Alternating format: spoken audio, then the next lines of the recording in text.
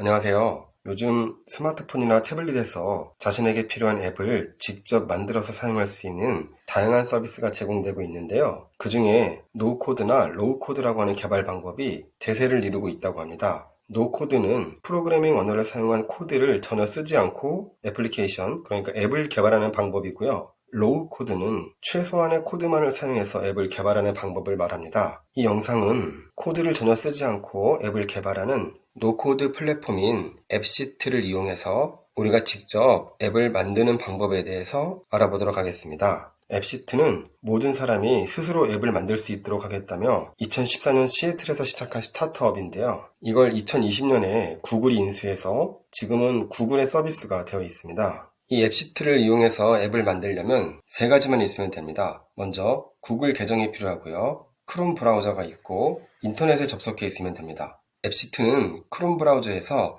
앱시트.com에 접속하면 회원가입을 통해 이용할 수 있는데요. 구글 계정을 가지고 있는 사람이라면 더 쉽게 이 서비스를 이용할 수 있습니다.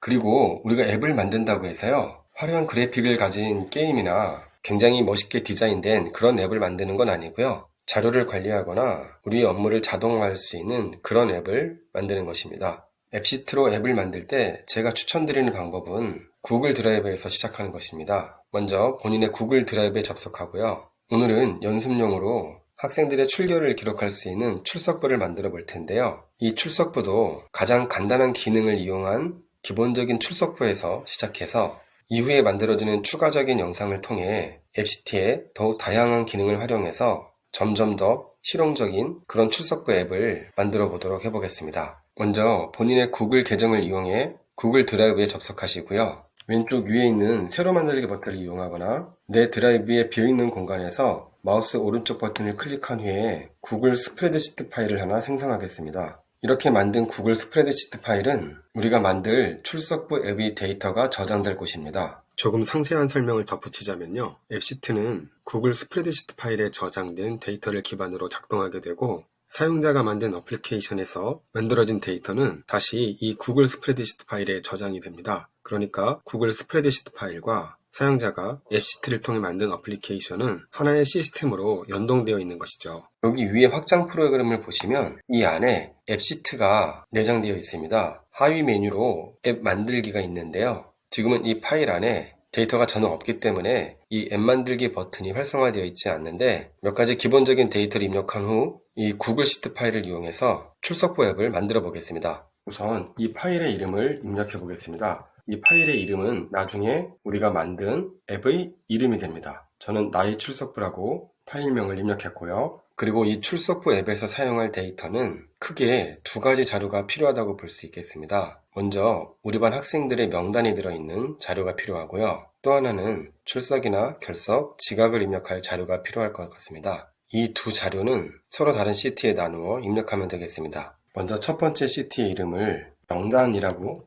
해보겠습니다. 나중에 앱을 만들면 이 시트의 이름이 이 시트에 저장되어 있는 자료의 이름이 되고요. 앱시트에서는 이 자료의 이름을 테이블이라고 부릅니다. 그러니까 구글 시트에 있는 명단 시트가 앱시트에서는 명단 테이블이란 이름으로 불리우게 되는 거죠. 먼저 첫 번째 행에 우리가 입력해야 할 자료가 어떤 것이 있는지 하나씩 생각해 보면서 입력해 보겠습니다. 학번이 필요하겠고요. 당연히 이름도 있어야겠죠. 그리고 전화번호도 있으면 좋겠고요. 이메일도 입력해 볼까요? 그리고 부모님 연락처도 입력해 보고요. 사진을 추가해 볼까요? 이 정도면 학생 명단에 필요한 자료들은 모두 갖추어졌다고 볼 수 있겠네요. 이제 학생들의 학번, 이름, 연락처, 이메일, 부모님 연락처를 차례대로 입력하고요. 사진은 앱을 만든 후에 직접 앱을 통해 저장해 보겠습니다. 순식간에 자료가 추가되었습니다. 우리가 자료를 입력할 때는 몇 가지 약속을 지켜야 되는데요. 먼저 첫 번째 줄에는 우리가 사용할 데이터의 이름을 입력해 주어야 합니다. 가능하면 어떤 데이터가 입력될지 의미 있는 이름을 정해주면 좋겠고요. 그리고 이 이름들은 다른 이름과 중복되어서는 안 됩니다. 왜냐하면 우리가 사용할 이 자료들은 제일 위에 있는 이름을 이용해서 관리하기 때문에 그렇습니다. 이렇게 데이터가 입력되어 있는 각각의 열을 앱시트에서는 칼럼이라고 부르고 있습니다. 그리고 한 학생과 관련된 데이터셋은 위에서 아래 방향으로 누적해서 입력하면 됩니다. 지금 가장 마지막 자료가 6번 학생인데요. 여기에 추가로 학생의 데이터를 입력한다면 그 아래에 누적해서 입력하면 되겠습니다. 데이터는 위에서 아래 방향으로 입력되는 것을 꼭 기억해 주시기 바라고요. 참고로 이런 구조로 만들어진 데이터를 정규화된 데이터, 표준화된 데이터라고 부릅니다. 정규화된 데이터는 데이터베이스로 사용할 수 있기 때문에 굉장히 중요한 자료 구조라고 할 수 있습니다. 이제 시트를 추가해서 학생들의 출결이 저장되도록 할 텐데요. 이곳은 데이터의 이름만 저장해 놓고요. 실제 내용은 우리가 만든 앱에서 직접 출석 체크를 하게 되면 그 내용이 이 시트에 자동적으로 저장되게 될 것입니다. 시트의 이름을 바꾸겠습니다. 이 시트의 이름이 우리가 사용하는 데이터를 구분해 주게 되고 우리가 만들 출석부 앱에서는 테이블이라는 이름으로 불리우게 된다고 말씀드렸죠. 먼저 출석을 체크하기 위해서 날짜가 있어야겠고요. 그리고 학번,